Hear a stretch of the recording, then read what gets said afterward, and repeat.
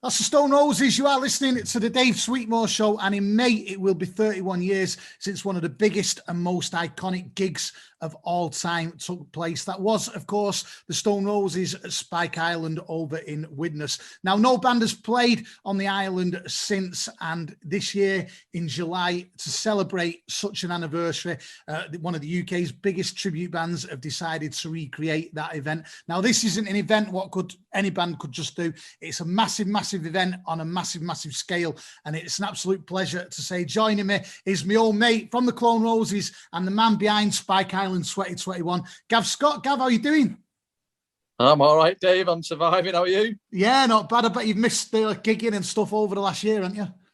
Yeah, do you know what, mate? I went out for a run this morning and put the Roses on, and honestly, I've not listened to the Roses for a year, or we've not rehearsed or anything. So that first gig back, whenever it's going to be, we might be a bit ropey, but we've got a few rehearsals lined up, mate. So yeah, chomping at the bit, mate, to get out.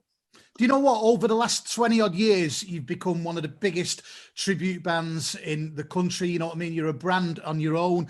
You're selling out academies, great, massive venues, and then you go and decide to do something like this. Before we talk about Spike Island, though, obviously a couple of years ago you did the Empress Ballroom gig, which was again another iconic Stone Roses gig. Why do you think the Stone Roses always did their own thing, like Empress Ballroom, like Spike Island, rather than following the trend of usual big venues? I think that you've just hit the nail on the head there, really, Dave. I think that everything that the Roses stood for really was to do everything a little bit off the beaten track, do things differently to other bands. And I think, Blackpool Empress Ballroom was not an obvious choice of a massive show in terms of they could have done, somewhere huge in Manchester or London, but they chose Blackpool in the summer.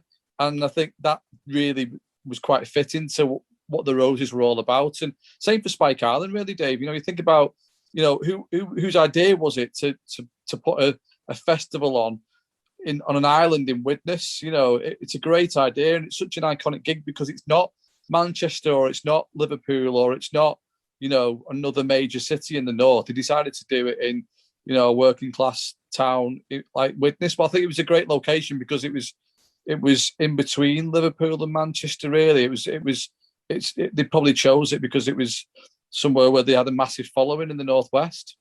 You say who'd come up with like a venue like Spike Island, who'd come up with the idea of recreating such a big, I think there's only you lot that could do it.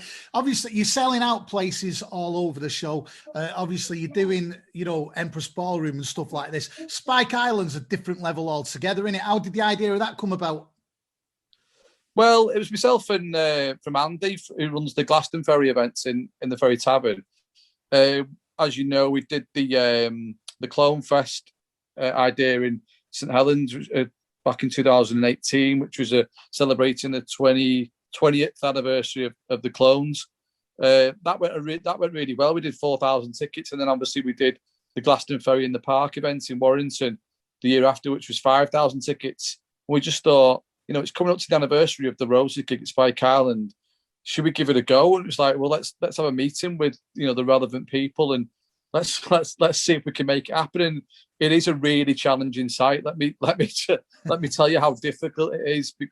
Obviously with health and safety because of the fact it's on an island. And if without wanting to bore any listeners, if you do have a fire or anything like that, you've got to get 15,000 people off an island pretty quickly. Which, by all accounts, on the original show in 1990.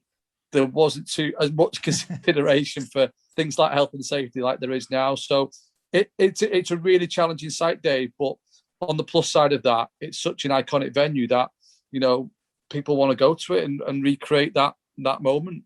I remember when you told me about the idea of it, I remember being like, wow, that's going to be amazing. When you went to the council with it and the rest of the band and stuff like that, were they under the same guise or it a case of you're off your head? Well, a bit of both.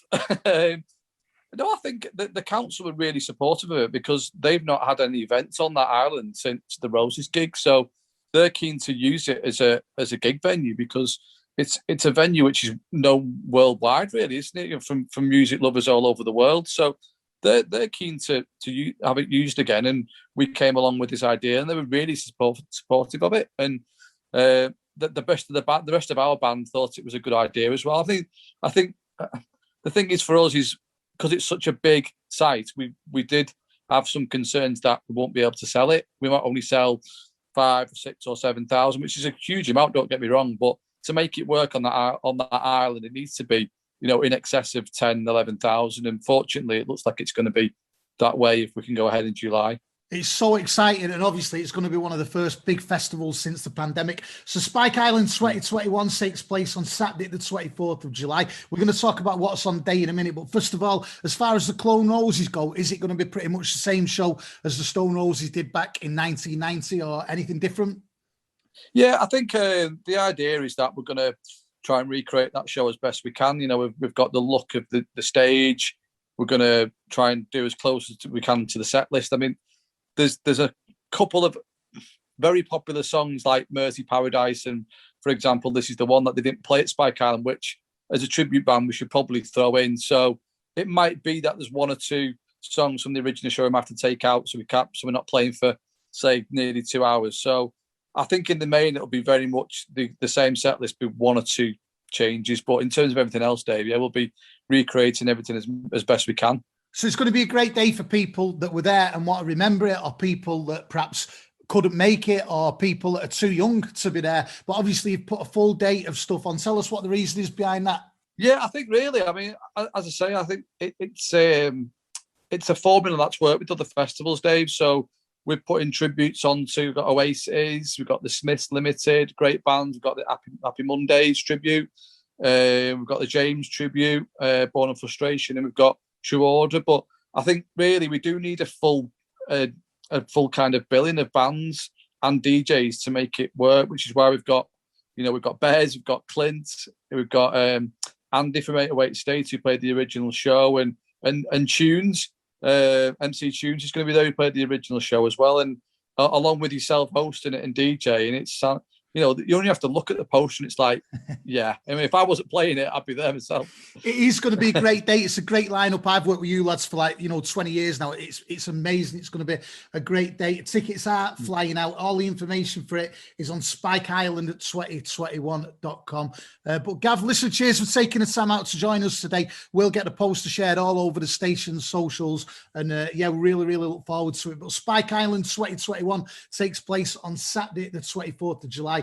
And all the information is at spikeisland2021.com. But once again, we will share that all over the station's socials. But Gav, cheers for joining us today. And we'll see you in July. No problem, Dave. Great. Thanks. Good to speak to you, mate. See you soon.